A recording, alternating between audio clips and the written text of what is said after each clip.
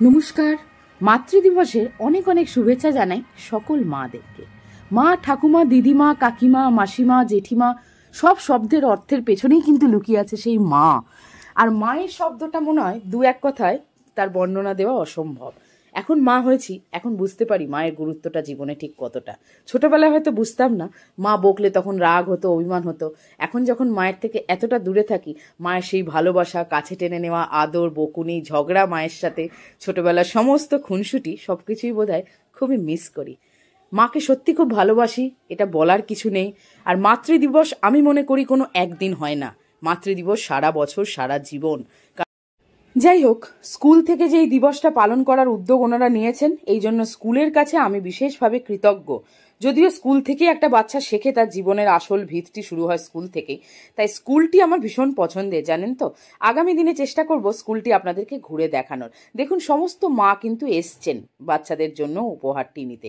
উপহারটি কি সেটা আমি আপনাদেরকে এখনই দেখাতে পারবো না, কারণ সেই ভিডিওটি আমি নিজে হাতে তো তুলতে পারিনি। আর যেহেতু ওখানে ডিরেক্টর, প্রিন্সিপাল, স্কুলের ভাইস প্রেসিডেন্ট সবাই উপস্থিত ছিলেন, তাই অন্য কাউকে দিয়ে ক্যামেরা করার সাহসটাও আমি দেখাতে পারিনি।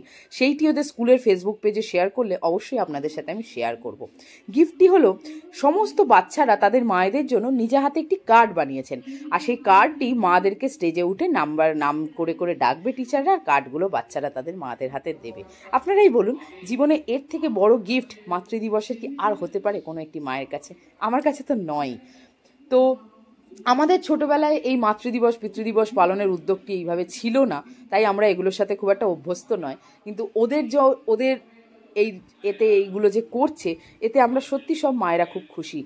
Principal, vice principal, director madam, assistant director madam, সমস্ত টিচার্সরা মাতৃদিবস উপলক্ষে যা কথা বললেন, তাতে সত্যিই মন ভরে গেল। আমিও তাদের সাথে একমত, কারণ মায়েদের ডেসক্রিপশন না কোনো একটা শব্দে দেওয়া সম্ভব না। মা মনে হয় পুরো পৃথিবী। মা ছাড়া পৃথিবীটাই অন্ধকার। যাদের মা নেই তারা হয়তো মায়ের মূল্যটা আমাদের থেকে অনেক বেশি বোঝে। আমি আজ দূরে আছি, তাই মাকে সত্যি খুব মিস করি। আজকে মাদার্স ডে, কিন্তু এই অকেশনটা যেদিন স্কুল থেকে সেলিব্রেট করেছিল সেদিন ছিল 6 মে, আর মাদার্স ডে হচ্ছে 12 মে। আজকে সমস্ত মাতৃকে জানাবো আমার বিশেষ প্রণাম, শুভেচ্ছা এবং অনেক শুভকামনা। সমস্ত মায়েরা ভালো থাকুক, তাদের সন্তানরা ভালো থাকবে যদি তাদের মারা ভালো থাকে। সমস্ত মারা খুব সুখে থাক, ভালো থাক, আর সন্তানদের পাশে এভাবেই থাক। ওই যে দূরে বিল্ডিংটি দেখালাম, এটিই আমার ছেলের স্কুল। একদিন আগামী দিনে চেষ্টা করব আপনাদেরকে আরো সুন্দর করে স্কুলটি ঘুরিয়ে দেখানোর। অনুরাগ এখন সবেই কেজি 1, আরও অনেকগুলো বছর এই স্কুলের সাথেও থাকবে। ওই যে স্কুলটি দেখা যাচ্ছে, আগামী দিনে আপনাদেরকে আরো সুন্দর করে আমি দেখানোর চেষ্টা স্কুলটা ঘুরে অবশ্যই করব। সাথে থাকুন, পাশে থাকুন, দেখতেই পাবেন। বাড়িতে এসে দেখলাম ওর বাবা মরিসনের 2টো ওয়াটার বোতল ছেলের জন্য নিয়ে এসছে। আসলে দুধের বোতলটি একদমই নষ্ট হয়ে গেছিল, ওই বোতলটিতে আর খাওয়ানো যেত না, তাই 2টো বোতল বাবাকে আনতে বলে গেছিলাম, ওর বাবা নিয়ে এসছে। আজকে যেহেতু শুক্রবার, লাঞ্চের মেনুতে খুব বেশি কিছু নেই, আছে ডাটা আলু পোস্ত, তার সঙ্গে ডাটা আলু চচ্চড়ি, তার সঙ্গে আলু পোস্ত আর ভাত। সন্ধেবেলা দেখুন, ঠাম্মার সঙ্গে একটু লুডো খেলতে পেরে বেটাই যেন বেজায় খুশি। আসলে ঠাম্মা দিদিমাদের সঙ্গে এই আনন্দটা আমি কিন্তু আজও খুব মিস করি। আমার ঠাম্মাকে আমি খুব একটা বেশি পাইনি, কিন্তু আমার দিদুনকে মানে দিদাম্মাকে কিন্তু আমি খুব পেয়েছি। আমার দিদাম্মার ফটো একদিন আপনাদের সাথে শেয়ার করব আমি। সেই দিদামা অসাধারণ রান্না করতেন, মানে শেফের মতো রান্না করতেন।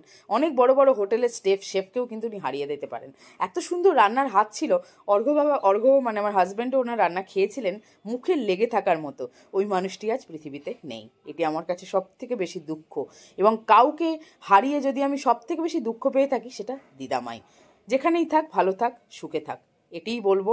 আজ রাতেও খুব বেশি রান্না করা হয়নি, মুড়ি আর ঘুগনি আর শসা দিয়ে আজকে রাতটি কাটিয়ে ফেলেছিলাম। রোজ দিন না রাতে রুটি খেতে গরমে ভালো লাগে না, আর বেজায় গরম পড়েছে। যদিও এই ভিডিওটা আপনারা যখন দেখবেন 12ই মে রবিবার, তখন খবর থেকে জানা যাচ্ছে এতটা রোদ থাকবে না, একটু একটু ঠান্ডা পড়ে যাবে। তো অনুরাগের জীবনে এটি প্রথম শোই, তাই ভাবলাম একবার ক্যামেরা বন্দি করে রাখি। শুভরাত্রি।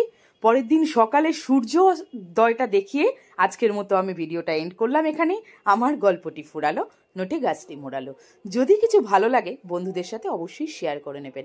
আর যারা যারা এখনও সুরেশচন্দ্র অদিতি পরিবারের সদস্য হননি, চটপট সদস্য হয়ে নিন। আগামী দিনে আরও সুন্দর সুন্দর ভিডিও আপনাদের জন্য আমি নিয়ে চলে আসব। কোথায় গেছি সকালবেলা উঠে তো দেখতেই পাচ্ছেন, চলে গেছিলাম গঙ্গায়।